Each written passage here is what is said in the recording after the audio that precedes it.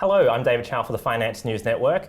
Joining me today is Professor Steve Keen. He's a Professor of Economics at Kingston University in London, as well as the author of the book Debunking Economics. We'll be talking about a few things, such as why Australia will be heading towards a recession. Steve, welcome back to FNN. Good to be here. Steve, let's talk about Brexit firstly. You've been a pretty vocal supporter for the Leave campaign. Do you think Britain will be better off leaving the European Union?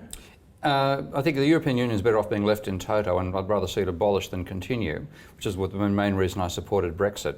But for Britain itself, it'll have a minor, it's certainly having financial disturbances now because the finance sector is the first place in the economy to panic. But ultimately, all it's really leaving is leaving a free trade zone from its point of view because it wasn't part of the euro. That now means it's on the outside of the tariff walls. How tall are they? Average tariff, 2%. 10% for cars, 30% for textiles. It's trivial compared to the tariffs that used to exist back in the 50s and 60s. So to me, it's a fairly minor impact, and of course devaluation has more than made up for that. So I think overall British manufacturing will do better. The financial sector might suffer, but it's a damn time the financial sector did suffer. So Steve, let's talk about your property predictions, which you're quite famous for. Back in 2011, you predicted that Australian property prices would fall by 10 to 15% over the next 5 years and by as much as 40% over the next 10 to 15 years. What's happened to those predictions? Well, the first one's probably gone by the wayside because the Reserve Bank's reduction of interest rates was done with a deliberate intent of dragging investors into the market, and the scale to which they did it took me by surprise. So I expected the household sector in Australia to start deleveraging as has happened in the rest of the world. In fact, what's happened is we've gone from a household debt level of something like 20 to 25% of GDP back in 1990 to 125% now. We're now actually the world's most indebted household sector. So that level of leverage Australians are willing to take on as rates fell caught me by surprise. But what that's meant is we now are starting with a level of private debt that is literally unprecedented in the history of capitalism, the household level, and that is what's going to cause deleveraging in the future, because what actually drives housing demand is change in mortgage debt, change in mortgage credit. That's actually going to go negative. It's gone negative already. And as that change in mortgage credit falls, so do house prices.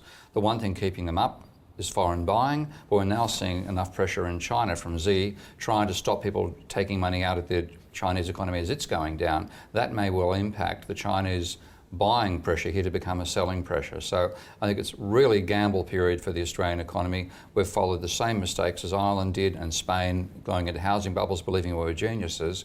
I think it's going to unravel, and I still stick to that between 20% and 70%, which is the global range of what's happened when a housing bubble has burst, when the mortgage debt has stopped flowing. So recently, you said that Australia is heading towards a prolonged recession in 2017, no matter who won the recent election. So why the negative outlook? It's because what's actually kept us going with what's now coming up to a quarter century of not having had a recession is that the household sector and the business sector at different times have continued borrowing money. And what mainstream economics misses completely, clearly includes the Reserve Bank of Australia, is that demand in the economy is not just the turnover of existing money. It's the turnover of existing money plus credit. And what that means is with credit, with the level of private debt growing faster than GDP as it's done for the last 25 years, credit's been a substantial part of demand in the economy. At the moment it's running at about 15% of GDP. All it has to do is fall to zero and you have a drop in demand of the order of 10% of GDP in 1 year. And I'm now starting to see that happen right now. So I think we've pushed the debt bubble as far as it can go, pushed it 60% of GDP past where the Americans got to when their crisis hit. We have to stop increasing debt compared to GDP. That alone will be enough to cause a drop in total demand in the economy, and that'll give us a recession. So at this late stage, do you think this recession can be avoided? It could be avoided by doing everything that the central banks around the world have been avoiding for decades, which is quantitative easing for the people, injecting money into people's personal bank accounts, much in the way that Rudd did back in 2008. I would use that to pay down debt as well, because the main problem we have now is too much private debt. But that's what could be done, but it won't be done for ideological reasons. Finally, Steve, let's talk about China. You previously predicted that China would crash because of its enormous credit bubble in 2015. Okay, so now we're in 2016. Are you still foreseeing a crash for China? We look at the numbers, and you simply can't trust China's published numbers. I mean, for example, the unemployment rate in China was 4.09% this year. It was also 4.09 the year before, and the year before that, and the year before that. So the numbers are made up in many ways. But if you look at, when you take a look behind the figure and see what's happening in terms of demand for essential materials like steel or energy and so on, you can see that it's falling over in various ways right now.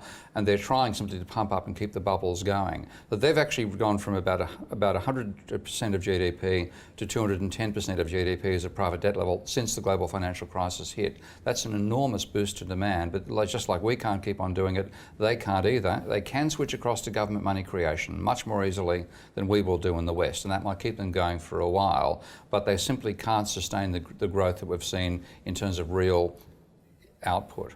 So at the moment, when you look at it, most of their so-called real output is actually through deflation, not through actually increasing physical output. So I think they've already hit it. We just aren't seeing it in the published figures. Professor Steve Keen, thank you very much for your time. You're welcome.